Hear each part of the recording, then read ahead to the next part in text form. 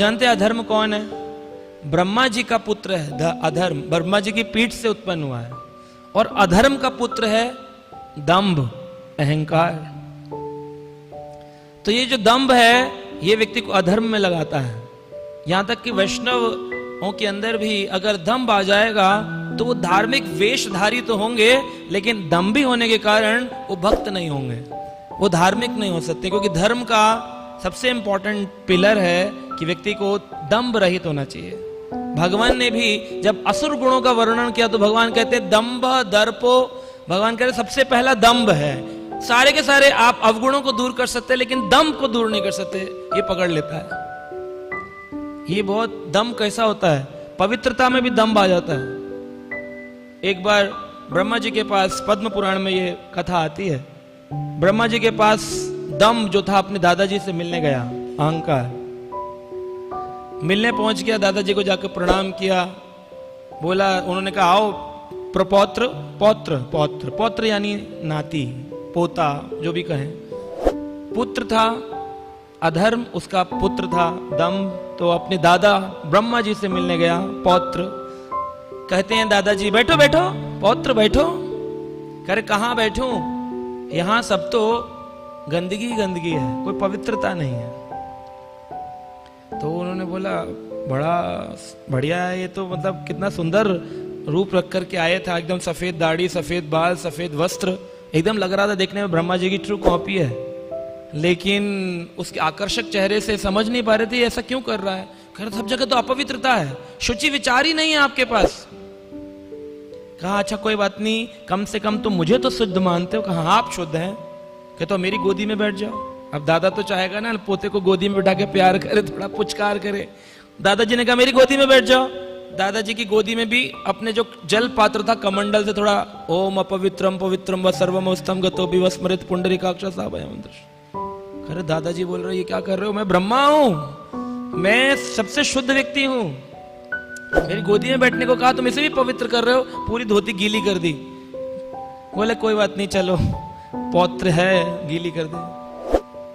तो यहां पर जब ब्रह्मा जी की गोदी में बैठ गया तो ब्रह्मा जी बोले और बताओ कैसे। कहे चुप रहो, बोलते हो तुम्हारे मुंह से थूक निकलता, गिर जाए तो मैं अपवित्र हो जाऊंगा। इतना ज्यादा शुचि विचार दिखा रहा था। तो ब्रह्मा जी समझ गए। ब्रह्मा जी बोले तू सही मायने का दंभ है।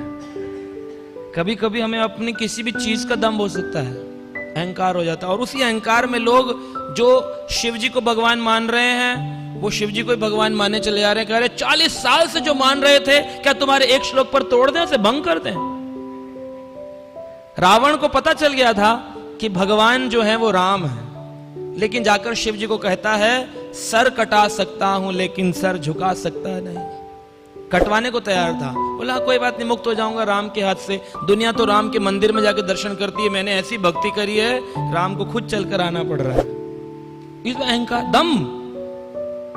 हिरण्यकश्यप को क्या प्रॉब्लम था, मैं तीनों लोगों का वर्णन कर सकता हूं, दम आ जाता है। एक बार एक भक्त था, उसका नियम पक्का था, कभी गायत्री उसका मिस नहीं हुआ, हमेशा टाइमली करता था, 6, 12, 6, ना 1 मिनट कम ना 1 मिनट ज्यादा। एक दिन सुबह 6 बजे करने बैठा तो इतने में उसे नींद आ गई, 5:45 बजे बस सो गया।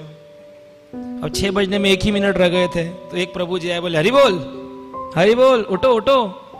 उठा, बोले अरे अभी आधा घंटे सो जाते तो स्नान करना पड़ता, 15 मिनट से सो रहे हो, चलो उठो, थोड़ा जल आचमन करके करो अपना, गायत्री का टाइम हो गया। बहुत बहुत धन्यवाद प्रभु, पहले गायत्री कर लूं फिर धन्यवाद दूंगा। बैठ लिया, गायत्री कर लिया, थैंक यू बोलने के बाद धन्यवाद। आप कौन है? बोला कलयुग। बोले क्यों कलयुग? कलयुग तो लोगों को धर्म से दूर ले जाता है, तुमने मुझे धर्म में क्यों लगाया? बोले क्योंकि अगर आपका नियम भंग हो जाता, 1 मिनट लेट हो जाता, 2 मिनट, तो आपके अंदर एक गिल्टी की भावना आती है, मेरा नियम है। फिर आप प्रगाढ़ता से भक्ति करते, और प्रगाढ़ता से भक्ति करते तो मेरे लिए एक क्लाइंट चला जाता कलयुग का। मैंने आपके दम्भ को बरकरार रखने के लिए तो कभी कभी हमें पता ही नहीं चलता कि हम भक्ति कर रहे हैं कि दाम्भिक भक्ति कर रहे हैं। इसका पता चलता है जब कोई आपके साथ दुर्व्यवहार करता है और फिर आप भक्ति को कंटिन्यू कर पाते कि नहीं। खाली बोलने के लिए नहीं होता, अमानिना मान देना कीर्तनम सदा हरि। कोई बेइज्जती करे फिर देखो कैसे पता चलता है, फिर पता चल जाएगा मैं कौन हूँ, जूनियर हूँ, सीनियर हूँ, छोटा हूँ, बड़ा हूँ, ब्राह्मण हूँ, क्षत्रिय हूँ। लोग बोलते तुम मेरे को जानते नहीं हो। जन्माष्टमी में देखने को बहुत मिलता है ये, दूसरे की सेवा में इंटरफेयर करता तुम मेरे को जानते नहीं हो। कह रहे प्रभु जी सच बात है, मैं तो अपने को ही नहीं जान पाया, आपको कैसे जानूंगा। हम एक आत्मा है, कहाँ जाने, और दूसरे की समझ जाए तो बहुत ही मुश्किल है, तो बहुत प्रॉब्लम हो जाता है। तो हम लोग अपने द्वारका मंदिर में क्या कहते हैं, जब कोई ऐसा बोले तो स्मरण करना चाहिए भगवान 10 गुना शुद्धिकरण कर रहे हैं।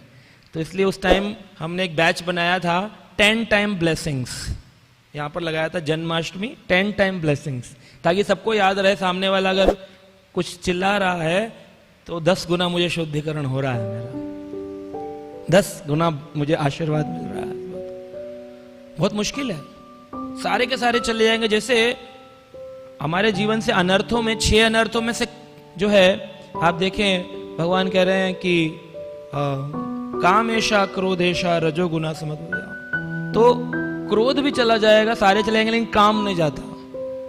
ऐसे ही ये जो दंभ है इसका जाना भी बड़ा मुश्किल है, दम नहीं जाता, और इसी कारण व्यक्ति भगवान को शरणागत नहीं हो पाता, एक्सेप्ट नहीं कर पाता।